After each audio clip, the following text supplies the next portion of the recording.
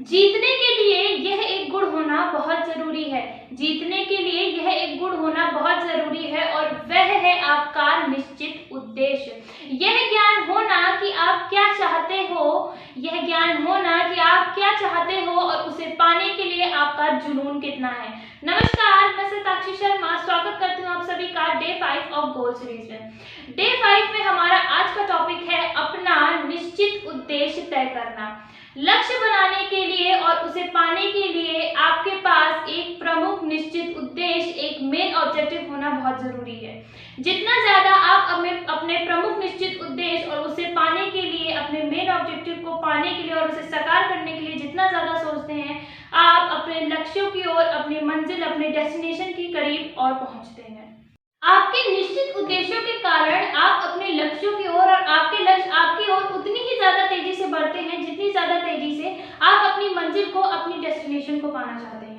अब निश्चित उद्देश्यों से आपको भी बहुत फायदे हैं और वह फायदे यह हैं कि यह आपके सबकॉन्शियस माइंड, आपके अवचेतन मन को भी आपके पक्ष में कर देता है।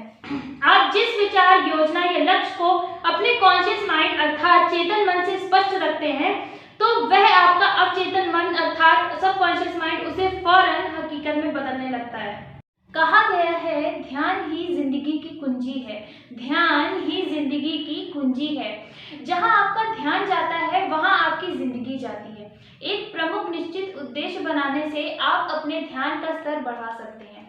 आप अपने परिवेश की हर उस चीज के प्रति ज्यादा संवेदनशील बन जाते हैं जो उस लक्ष्य को तेजी से हासिल करने में आपकी मदद कर सकती है। अब आखिर आपका निश्चित उद्देश्य कैसे तय किया जाता है? आपका जो प्रमुख निश्चित उद्देश्य होता है वह एक आपका ऐसा लक्ष्य होता है जो इस पल आपके लिए सबसे महत्वपूर्ण है। यह आमतौर पर वह बुनियादी लक्ष्य, वह इम्पोर्टेंट लक्ष्य होता है जो कई अन्य लक्ष्यों को पाने में आपकी मदद करता है। अब इसको पाने के लिए, इसको बनाने के लिए जो 4 पॉइंट्स होते हैं वो क्या है? इसमें से पहला पॉइंट है आपका उद्देश्य, आपका निश्चित उद्देश्य ऐसा होना चाहिए जिसे आप व्यक्तिगत रूप में पर्सनली वाकई पाना चाहते हो। इसको पाने में आपकी इच्छा इतनी गहरी होनी चाहिए कि इसे हासिल करने के विचार से ही आप एक्साइटेड हो जाएं, रोमांचित हो जाएं और खुश हो जाएं। अब आपके निश्चित उद्देश्य बनाने के लिए दूसरा पॉइंट क्या होता है कि आपको आपका उद्देश्य बिल्कुल क्लियर अर्थात स्पष्ट होना चाहिए। यह इतना खास होना चाहिए कि जिसे आप शब्दों में भी व्यक्त कर सके और उसे लिख भी सके कि कोई बच्चा भी पढ़ के आपको बता दे कि आप आखिर क्या हासिल करना चाहते हैं, क्या पाना चाहते हैं और आपकी इच्छा क्या है। अपना निश्चित उद्देश्य बनाने के लिए तीसरा पॉइंट है कि आपका उद्देश्य विश्वसनीय और संभव होना चाहिए। अर्थात उद्देश्य इस तरीके का हो जिसमें विश्वास करा जा सके और उसे हासिल करना भी संभव हो। अपना उद्देश्य कभी इतना बड़ा या मूर्खतापूर्ण ना बनाए जिसे हासिल करना आपके लिए भी नामुमकिन हो।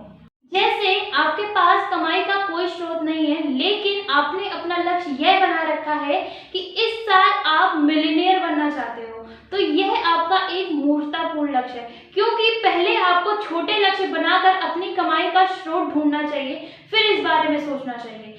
यह मूर्खतापूर्ण एक कारणवश और है कि अगर आप इसे नहीं पा पाते हैं तो आप हताश और निराश हो जाते हैं और आगे लक्ष्य भी नहीं बना पाते हैं।